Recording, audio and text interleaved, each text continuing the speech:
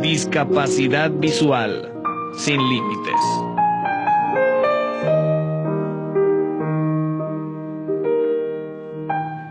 Para antes del siglo XVIII, las personas invidentes estaban marginadas, solo laboraban haciendo cestas y cepillos. Pero en el siglo XIX nacería quien rompería el límite que existía entre la invidencia y la lectoescritura. Louis Braille.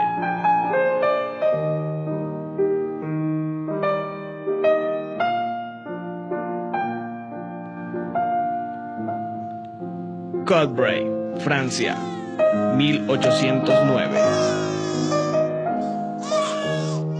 Nace Louis Braille, hijo de Monique Baron y Simon René Braille.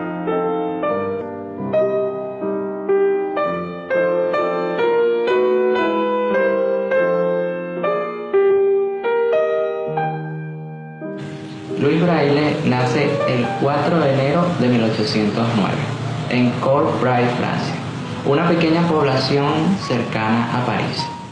Era hijo de padres mayores que practicaban la agricultura y la talabartería, y era el menor de 4 hermanos, los cuales fueron un gran apoyo para él.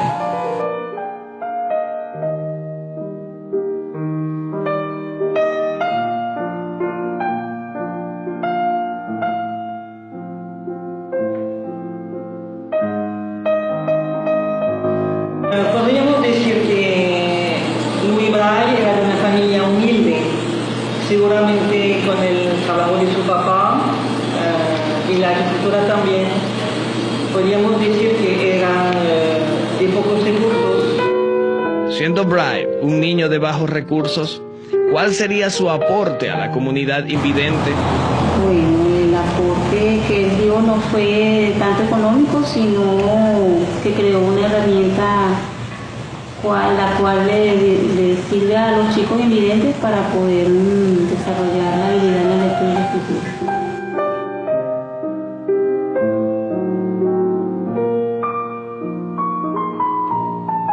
Pero, ¿cómo un niño que veía al igual que los demás luego logró crear un método de escritura para ciegos? Cuando Louis Braille tenía 3 años de edad, jugando en el taller de talabartería de su padre, tomó un punzón, salió corriendo, se cayó y lo entremetió en uno de sus ojos.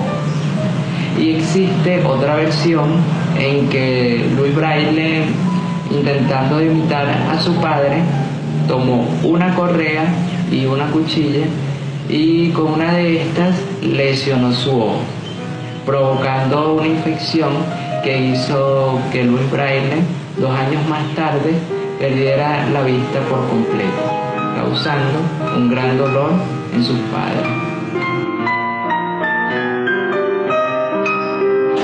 En el caso de Louis Braille ocurre lo que se conoce como la oftalmia simpática, que es un proceso inflamatorio a nivel del tracto uviar. La uvea es una estructura que se encuentra en la parte posterior del ojo y que está constituida por la raíz del iris, el cuerpo ciliar y la corola.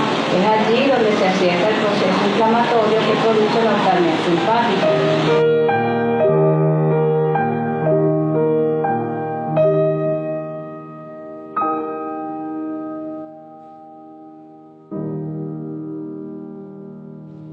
Toda esta lamentable situación no sería un impedimento para que Braille siguiera adelante.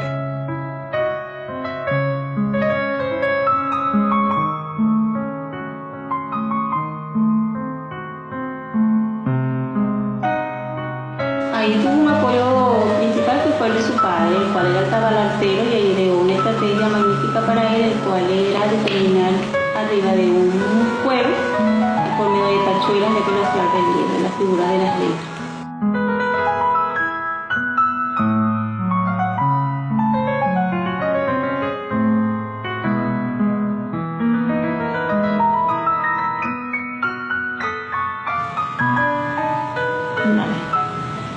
Luego que Luis Braille aprende el abecedario con una técnica talabartera de su padre, ingresa a la primaria, destacándose como uno de los mejores estudiantes. Y esto, con la ayuda de su profesor, hace que gane una beca para ir a estudiar al Instituto Nacional de Jóvenes Ciegos de París.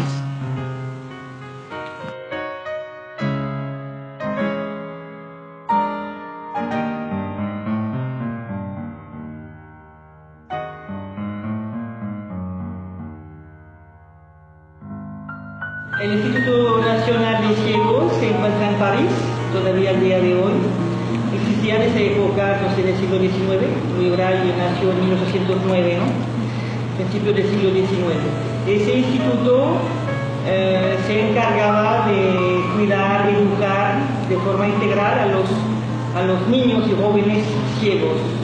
El método de escritura que usaban para ese entonces fue creado por el antiguo director de este, Valentin Hauy, con ayuda de la pianista ciega María Teresia de Bon Paradis, que hacía sus notaciones musicales en un almohadín con unas agujas incrustadas. Este método era un poco complejo, pues necesitaba de mucho material. Louis Braille, cuando ingresa al colegio, estaba pasando por una de sus peores épocas, pues según informes médicos, los profesores y las instalaciones no estaban capacitadas para tratar con personas invidentes. Todo esto hace que Braille se inspire a querer mejorar el método de escritura que ya existía, con la ayuda de sus mejores amigos Henry y Amélis.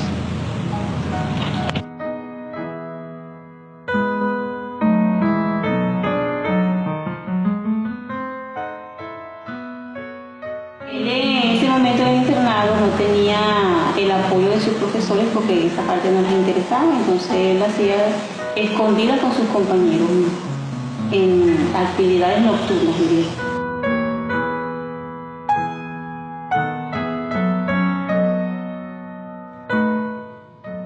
Pero con todo esto, Louis Braille no se rendía en sus ganas de querer mejorar el método de escritura que ya existía. Y es cuando Louis Braille conoce al capitán Charles Barbier en una terraza de un café en París, el cual le explica un método de escritura a relieve que usaba con sus soldados de una forma secreta en las noches.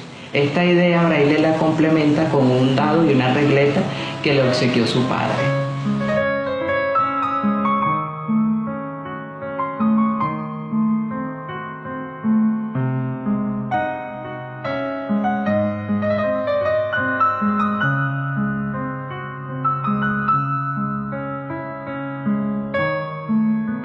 A pesar de las dificultades, Braille consiguió crear un método para escribir y leer tan rápido como los videntes.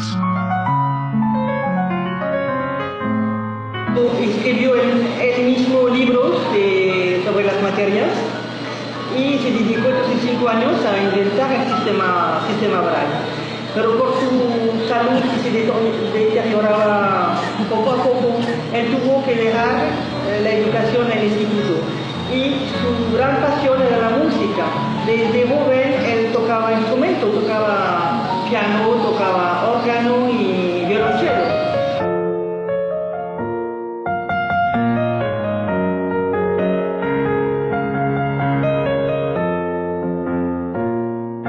Lamentablemente, Louis Braille murió el 6 de enero de 1852, cuando tenía solo 43 años de edad, a causa de una tuberculosis que adquirió por el mal estado en que vivió en el Instituto Nacional de Jóvenes Ciegos de París.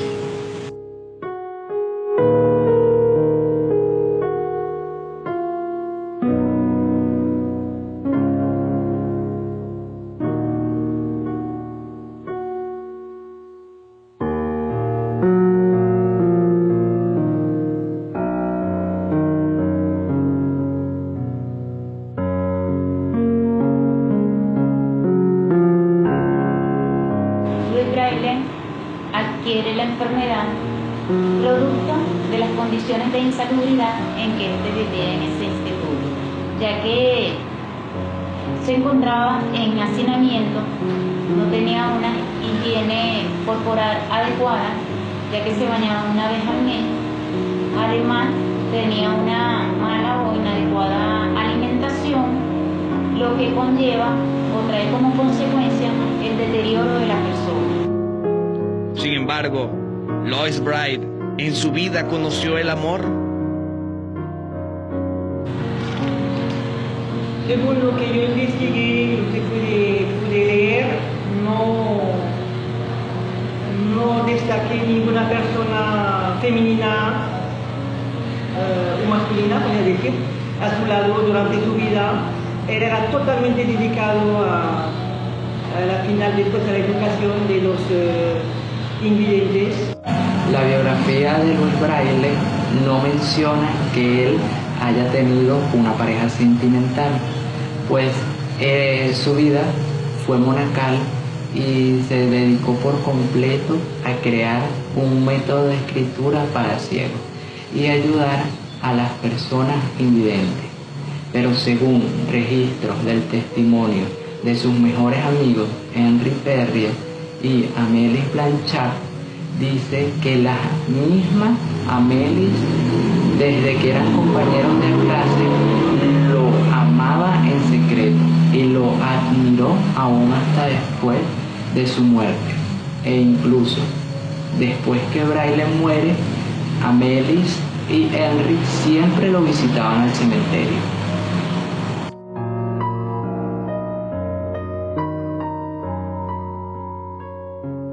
¿Y su método cuándo fue reconocido? Un año después de su muerte, que ya el sistema Braille, el director del instituto, adopta ese sistema Braille, que después nunca van a dejar, pero él nunca gozó de esa alegría, de su creación. ¿Cuál es el uso del método Braille y qué es el KIDB? Terminología para estudiar el abecedario en Braille depende de la ubicación de cada punto dentro de ese signo generador. A la redundancia genera una letra. Ejemplificamos. Vamos a leer de izquierda a derecha.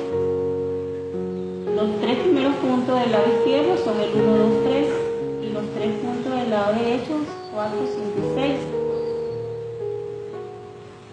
Al colocar o al utilizar un punto dentro de esos 6 puntos, dependiendo de la posición, vamos a formar una letra, un signo o un número. Cabe destacar que el KIDB es un centro de atención integral de deficiencia visual, las cuales pertenecen al Ministerio de Educación. Calabozo, Guárico, Venezuela, 2016.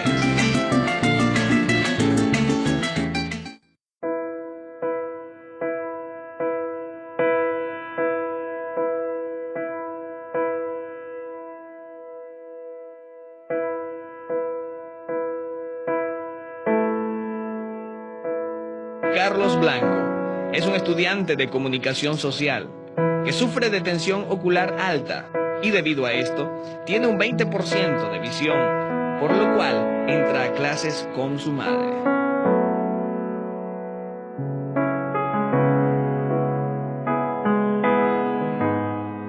En aquellos momentos, porque Carlos aprendió lo que es hablarle prácticamente en menos de 3 meses. A pesar de ser un chico sensible y que no expresaba mucho sus emociones, él aprendió mucho lo que debía aprender. Y esas habilidades y esas que adquirió fueron poco a poco lo que lo han llevado a donde están en este momento. Doy gracias a Dios por los padres que usted tiene, Carlos, por la ayuda que le brindan su mamá, su papá. Yo conocí a su mamá en su tiempo, que siempre lo acompañaba. En el caso de Carlos, que presenta un diagnóstico de glaucoma de ángulo abierto, que se caracteriza por ser de mayor prevalencia a nivel mundial, por presentarse en personas de 50 años y más, aunque existe un porcentaje pequeño de pacientes jóvenes con este tipo de enfermedad, que ya sería un glaucoma de ángulo abierto juvenil. ¿Cuál es la experiencia de unos padres al tener un hijo con discapacidad visual?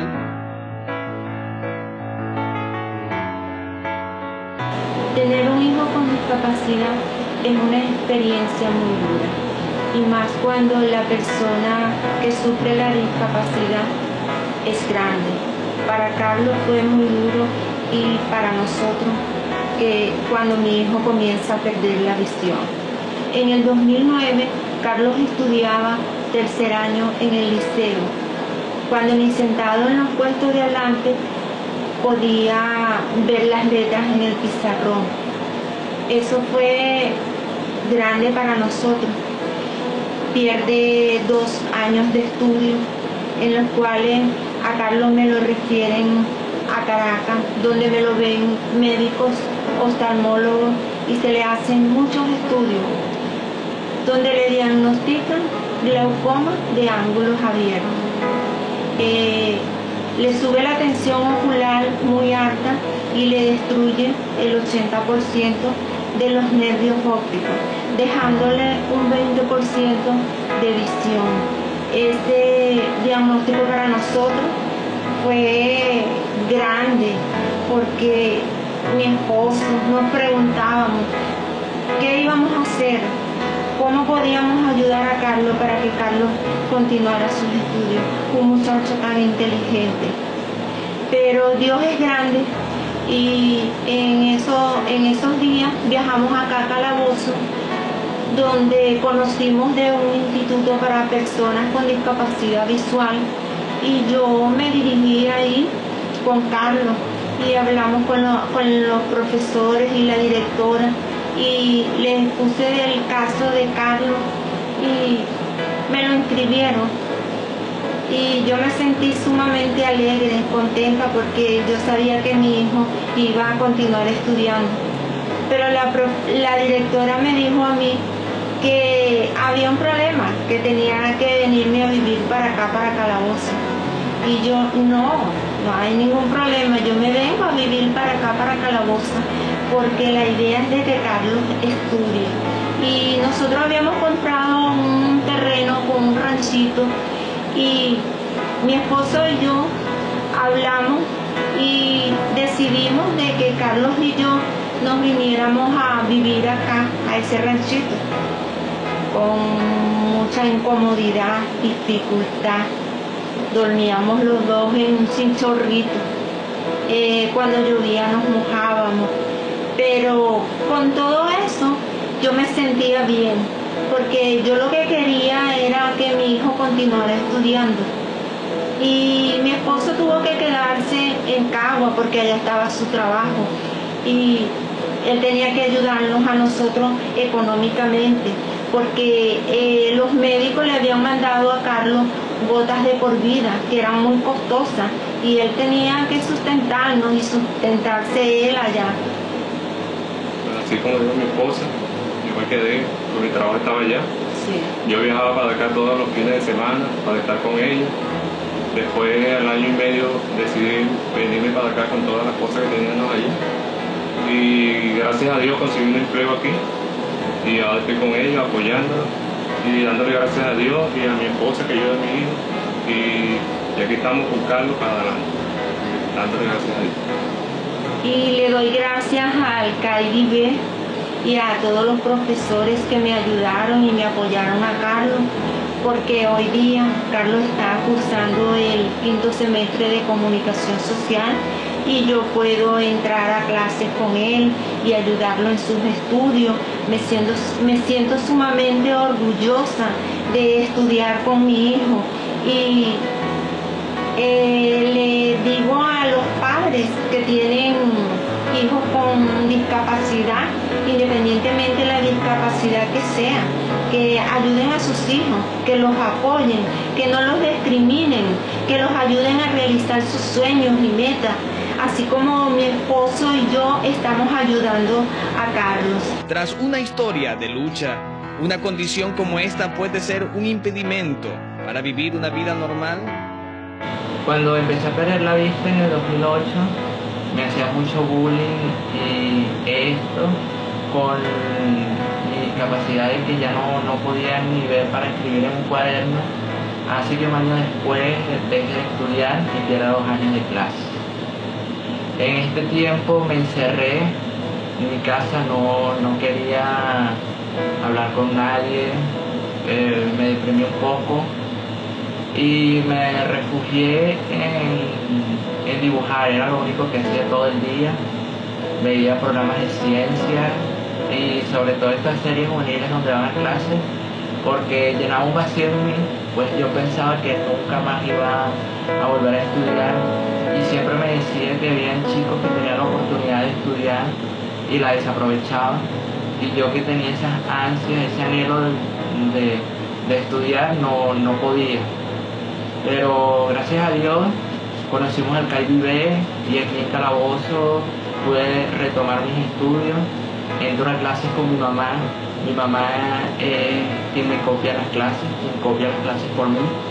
Ella es mis ojos, mis manos, es mi método braille. Y siempre ando con ella. E incluso en la calle cuando me toma de la mano o por el brazo para guiarme, han habido comentarios malos, aún mal pensados. Y nadie se imagina que ella lo hace porque yo no veo bien y es para guiarme. Mi meta es graduarme. Me gusta mucho lo que es la animación, el espectáculo, el entretenimiento. Quisiera costearme mis estudios de artes escénicas, es un sueño que tengo desde muy pequeño, para ser un gran actor. Y bueno, sé que con los avances de la ciencia y con la mano de Dios voy a poder recuperar mi vista al menos un poco, para valerme por mí mismo. Y si ese no fuera el caso, tengo el conocimiento de cómo usar el método braille para que me ayude en mi vida, aunque sé que no va a ser necesario. Me gustaría decirle a todas esas personas que tienen una discapacidad que la vida es una subida, hay obstáculos, tropiezos, pero vale la pena porque cuando estamos arriba la mirada es hermosa y siempre acepten el apoyo que les brindan las personas que están a su alrededor. Nunca se rindan, porque la discapacidad, independientemente si es discapacidad visual o de cualquier otro tipo, no es un límite. Yo me siento capacitado, a pesar de esta discapacidad visual, me siento más capacitado que muchas otras personas que tienen sus 5 sentidos enteros. Y sé que con la ayuda de Dios, de mi mamá y de mi papá y todas mis ganas de seguir adelante, voy a poder cumplir y ver materializadas todos mis sueños.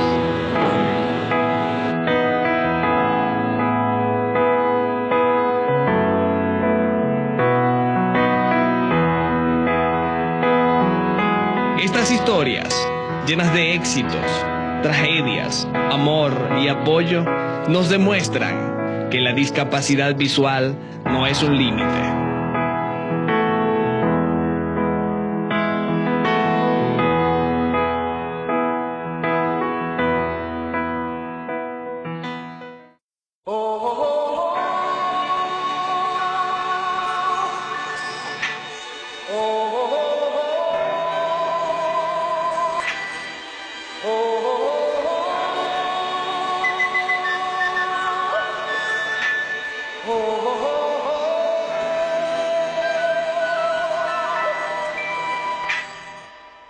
Everybody was kung fu fighting. Those kids were fast as lightning. In fact, it was a little bit frightening.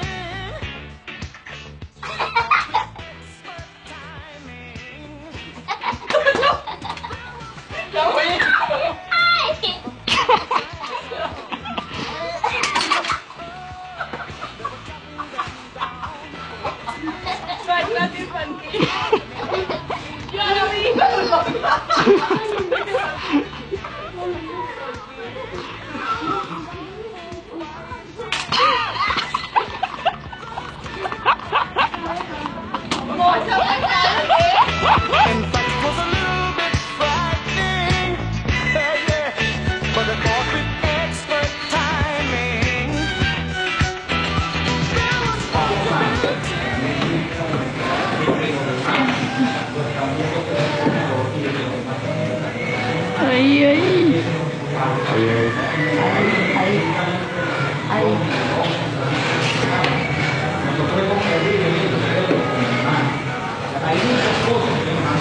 Entra.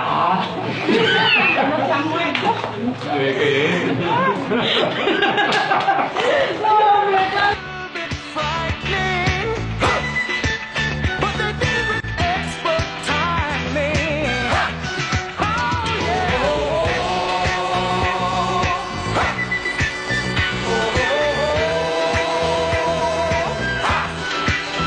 Oh